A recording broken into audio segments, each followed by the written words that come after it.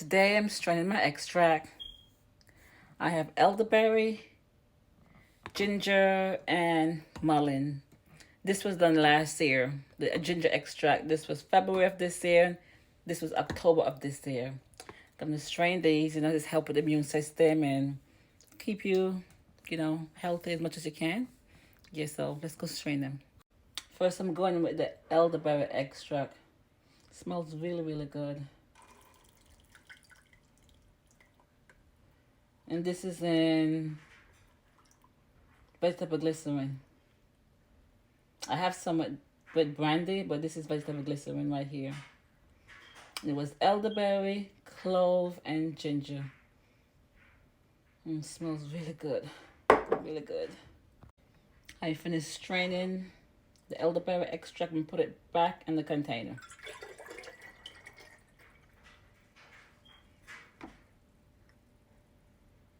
Next, I'm going to do the ginger. Ginger.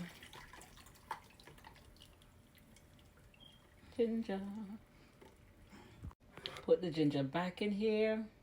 Extract back in here. Same container. Next one, the mullein. It's going to take a little while to drain. I'm going to help it. I'm going to squeeze it out. The last one I have here is the mullein extract.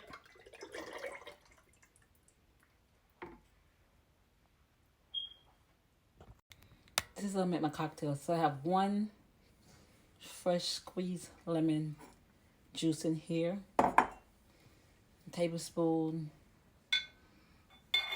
ginger extract. Do the mullein extract. Add my sun water to it.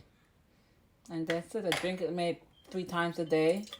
But if I'm coming down with something, I will do like under hourly. So yes. So I'm gonna come in and show you how I strain my extracts and drink my extract. Prepare me for the coming months and the leftovers. I didn't throw it away. I'm making a big pot of tea. Gotta use it all. Making a big pot of tea.